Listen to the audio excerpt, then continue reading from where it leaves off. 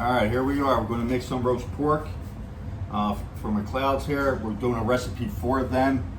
We're using their Van Ice beer, which I got to tell you, quickly became one of my favorites. It's really good. It's light, it's crisp, it's delicious.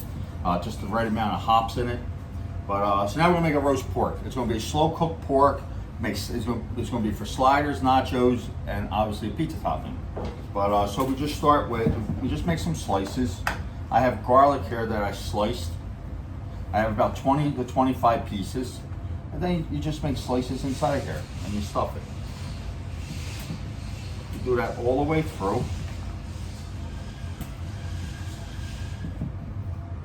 Get all the garlic in it. This is a bone-in pork butt. When you're done, the bone's going to fall right out. But it's going to, the juice that you're cooking in, it's going to flavor it well. It helps the meat hold its flavor. So you definitely want to do this with a bone in, not a boneless.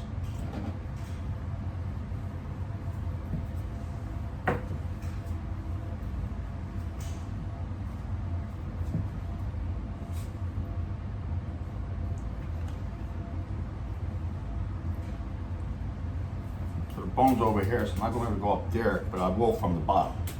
I'll better get that part. Get one right here.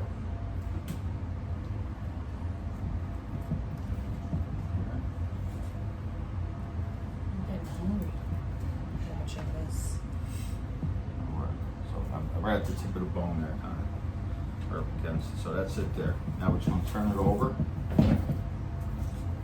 Here's the bone. The bone runs like this, right around here.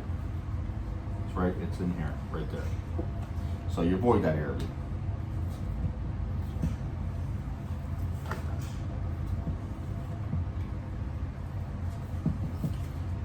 And this is great because once you put it in the crock pot, you don't have to worry about it. It's done. It's going to cook on low for 8 to 10 hours, depending on what kind of texture you want. I usually let it go closer to 10 because I like it when it falls apart.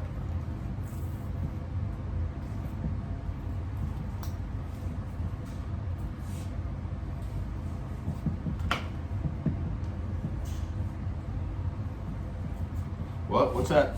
Too much garlic? It can never be too much garlic. Just know that. Just know that. It can never be too much garlic in this.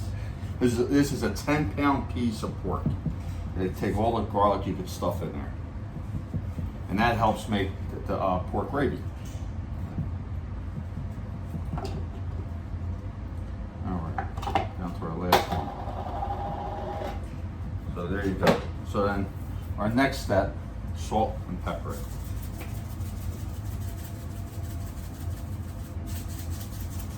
That's a big piece of pork. Be generous with the salt. I would use kosher or sea salt. Get a little pepper on there now. Use coarse ground pepper. That works the best. Gonna get some rosemary on it. Fresh from the garden. Fresh from the garden here that they grow, which is awesome. Let me just turn it back over. I like to get it on that side. We get a little salt.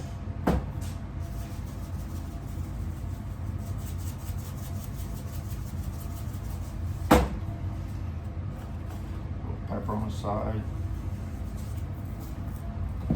There, more salt.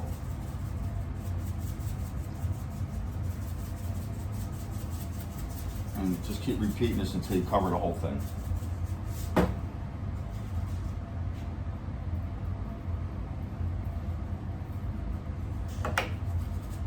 little more rosemary.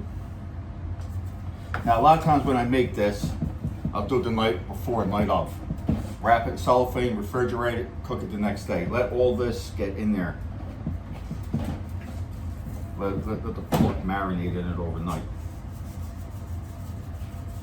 And if not overnight, I would say at least a couple hours. At least, at a minimum. Okay.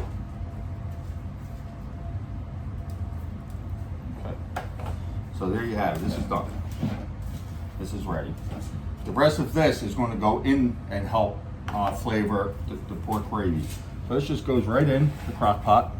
I'll try to get it so you guys can see it. This goes right in the crock pot. We're using beer. There's other liquids you could use. There's ginger ale. There's one that I like to use. There's all different kinds of beers, dark beer, light beer. People go apple juice. I'm a ginger ale or beer person.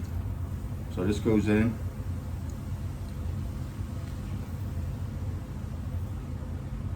Could be called as beer braised. Beer braised pork, made by an Italian guy. And then some water. Because you want to have enough in here to make the gravy that this is going to keep warm in when it's on your line. So right there, it's just about covered. This is going to make some more of its own juice. This will come to the top of the line by the time we're done. And that's it. You put the lid on it. You put it on low. 8 to 10 hours. This is done. Get the rest of the pork in there. Rest of the rosemary. And that's it. I mean, you just let it cook now. And you come back in 10 hours and you shred it. That's it. Done.